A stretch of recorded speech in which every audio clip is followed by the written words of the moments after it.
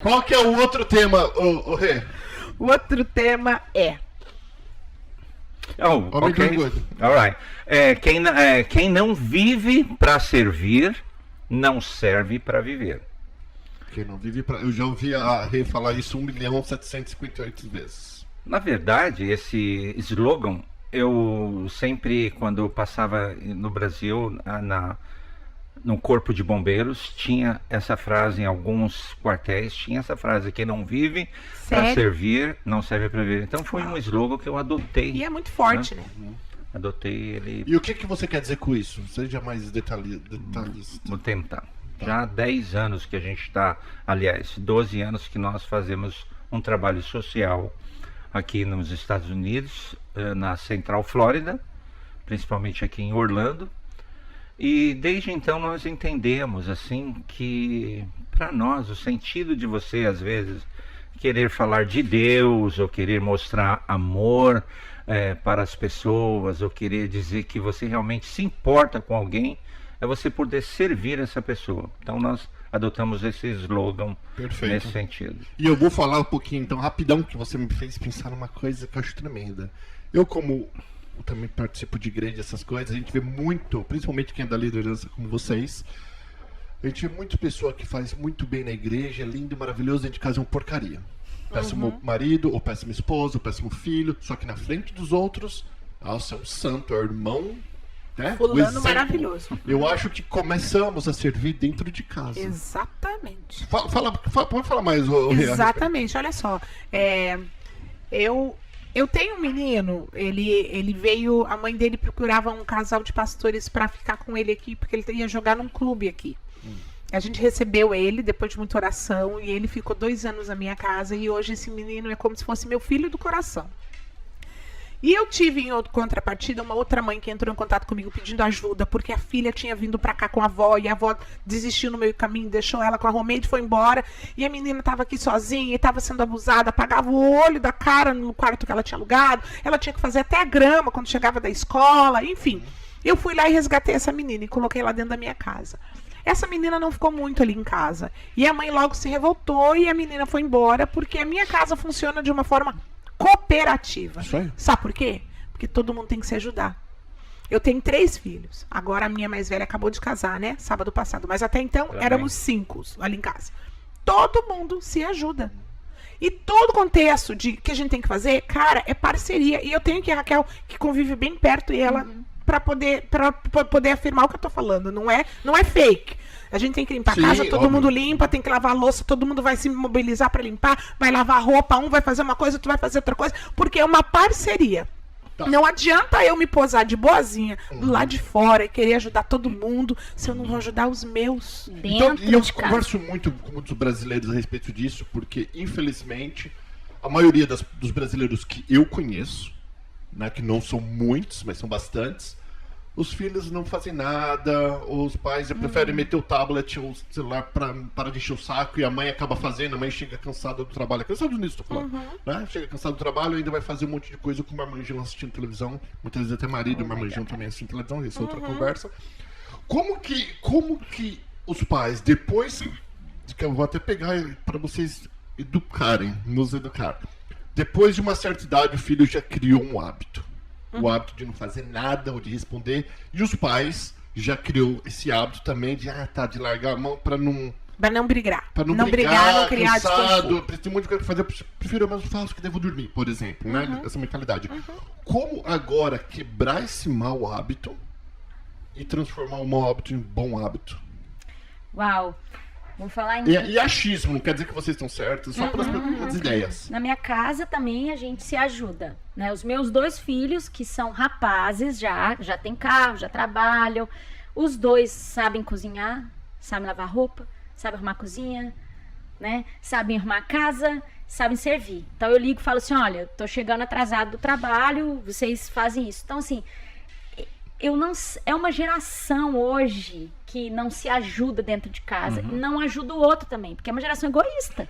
Mas os pais que reclamam, lembrando que foi eles que estão educando. Olha só, vou dar um exemplo. Tá. Hoje a gente tá tendo um summer camp lá na igreja. Aí a gente chegou Eu e meus 2 O que é o filhos. Summer Camp, pra quem não Summer sabe? Camp é a escola de férias para as crianças. Daí a gente chegou lá para ficar um pouquinho, porque tinha que sair logo para vir para cá, enfim.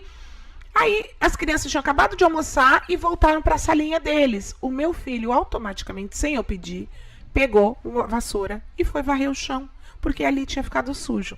É você criar uma cultura. Eu acho que você que está vindo para cá, eu acho que esse é o momento de você estabelecer um time. Cara, nós somos um time, a gente vai lá tentar a vida para todo mundo se dar bem, todo mundo ser feliz, e a gente precisa se ajudar. Quando um ajuda o outro, é muito melhor. E a Bíblia já diz isso. É melhor ser 2 que ser 1. Porque quando um cai, o outro levanta. Então, esse é um contexto de vida. É cultural. É cultura. Você tem que estabelecer isso na sua casa.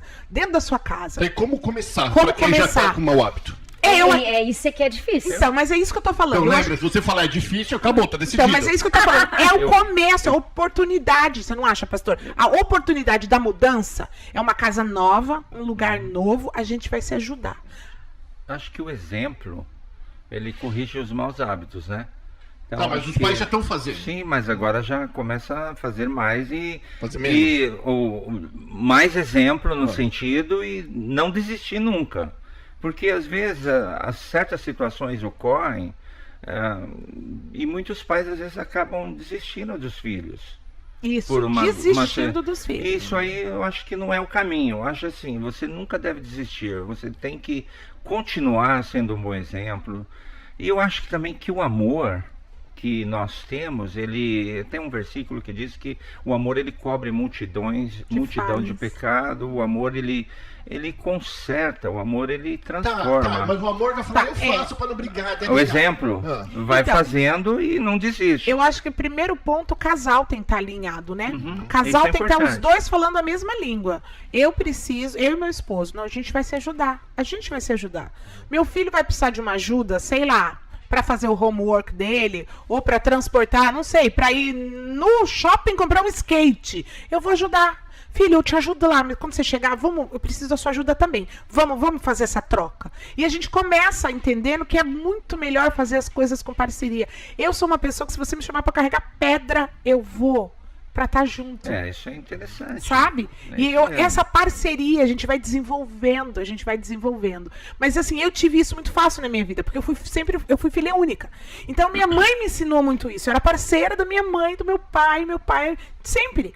Então, eu passei isso para os meus filhos. Então, mas isso que o pastor falou é certíssimo. A gente não deve desistir. Nunca desista de ensinar o seu filho aquilo que você acha que é correto. Às vezes cansa, mas não desiste. Exato. Sempre Sempre cansa, mas que a Bíblia também diz no versículo que você deve ensinar o caminho. O caminho que a Bíblia fala não é só o caminho de encontrar Deus, não é só o caminho de ir para a igreja, não é só o caminho é a educação, o caminho é servir o próximo, porque senão você também não serve para viver. O caminho é você servir as pessoas, o caminho é você amar. Então tem várias formas de você ensinar. Então vamos fazer desafios aqui, porque isso aqui é uma coisa bem legal que todos nós podemos melhorar, né? Em servir, em ajudar, principalmente dentro de casa. Então, para quem estiver ouvindo ou assistindo a gente, fala assim, poxa, o que eu posso fazer que eu não estou fazendo? Ou o que meu filho talvez poderia fazer? Às vezes, tirar um pouquinho de telefone, de tempo do telefone, talvez seja uma coisa que você pode Começa fazer. com pequenas mudanças. Não pode ser radical também. que Começa você... com pequenas mudanças. Filho, você hoje me ajuda, por favor, a tirar a louça da máquina? Isso. Ah, depois eu vou... Não, Dividir agora. tarefas. Vamos fazer agora, que eu quero Adorei você o aqui agora. comigo. Eu não posso também, não, agora. Agora, porque eu tô aqui, assim, a gente faz junto, vamos. Aí a gente vai conversando. Não, mas vamos. Não desiste. Não desiste. Você pode ter cara feia no primeiro dia, no segundo dia, no terceiro dia. Insistir. Depois olha, tem uma tese que diz que se você fizer 21 dias uma determinada atitude, no 22º ela já vai ser automática. Então, olha lá, lança o desafio. Você que quer lançar um desafio para o seu filho, Servir. faça o propósito de 21 dias. Ensiná-lo. Todo dia ele vai fazer uma coisa. Todo dia. E você também. É uma troca, né? Então podemos dizer assim, não desista, vai dar certo. Você vai conseguir. É igual, às vezes, é legal que uma coisa que eu aprendi com a vida também, que ninguém gosta de dar um feedback negativo. Então, por exemplo, se você pede para o teu filho fazer, faz isso, para mim eu vou fazer depois. Aí depois você pede, não. Vai ter uma hora que a pessoa vai se sentir péssima em falar não. Então, mesmo que a pessoa continue falando, não, se tu for adulto e você não quiser criar uma cena, continua pedindo, continua explicando o porquê. Todos, porque vai ter uma hora que a pessoa não vai conseguir falar não. Por exemplo, arruma o teu quarto. Não, eu te disse, arruma amanhã? Amanhã eu arrumo. Arruma o teu quarto? Não arrumei. Você pode arrumar amanhã? Amanhã eu arrumo. Vai ter uma hora que aquela pessoa vai se sentir tão péssima e falar não, que ela vai arrumar para poder falar o sim. Cada um pode encontrar um método ou tentar um método ou uma situação. Eu penso sempre assim, se nós temos fé, se você tem fé, seja no Deus que você acredita, se você tem fé em Deus, também eu sou da seguinte opinião. Faça oração pelos seus filhos, de manhã, de tarde e de noite. Isso aí. Eu tenho certeza que o coração do seu filho, em certo ponto, vai ser tocado.